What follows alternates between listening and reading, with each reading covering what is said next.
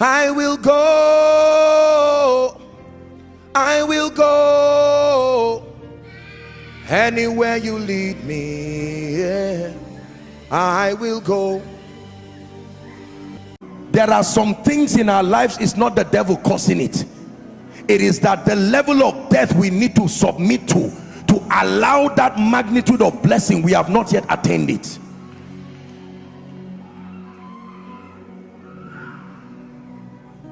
Businessman, it does not take God anything to arrange systems that bring you millions and billions. I assure you, this God of heaven has shown once and again that the cattle on 1,000 hills belong to him. But there is a level of death.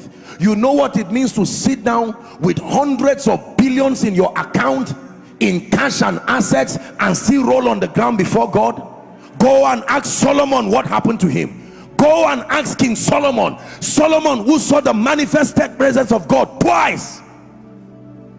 Everything he wanted he had, but he got to a point in his life where the Egyptian women turned him and he forgot the God of heaven. He wrote the book of Ecclesiastes as a backslidden man. Death. You are striving for mastery. The Bible says he that strives for mastery is not crowned except he strives lawfully. We need to pray and ask God to purge our hearts, vet our tendencies, and remove anything that will stop that weight of glory from resting upon us. That is the prayer of the believer in this season. To sit down and say, Lord, you see I'm qualified for this is nonsense. You must cry and tremble before God and say, Lord, I don't even know my tendencies myself. Can I tell you the truth?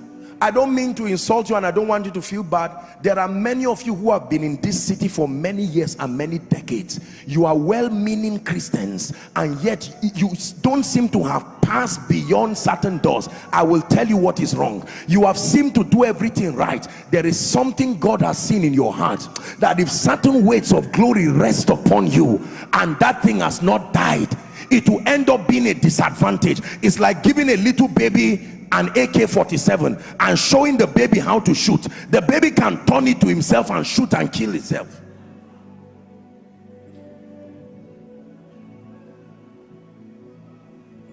Create in me a clean heart, he said.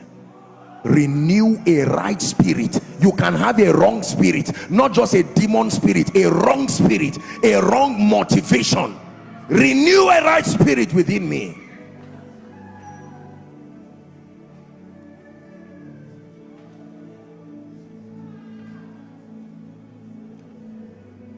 This is only the first law, so that when you see the unusual exploits that God is doing through men and women across the globe, please do not think it's just luck, and do not think it's just impartation.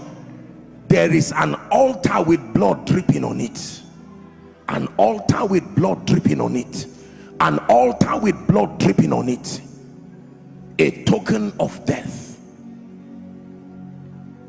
My question to you is, are you willing to just keep playing Christianity, playing nominal Christianity, or you are really ready to dive into this river of seriousness and mastery with God, to say, Lord, I know that the thoughts you think towards me are not thoughts of evil but of good, to bring me a future and an expected end. I'm ready to burn the bridges behind me. As for you, I am with you forever and for the rest of my life. As for me, there is no plan B. There is nowhere else to go. The bridge is burned, long burned. We live here, we die here. There is no plan B. You have plan B and C and D and E and E and F. That's why when you say, God, I give you everything, all the other plans say, what of us? We are here too. You must burn everything and say, Lord, it's all about you. Remember that our song? Jesus, no, this is for you. It's for your glory and your fame. It's not about me.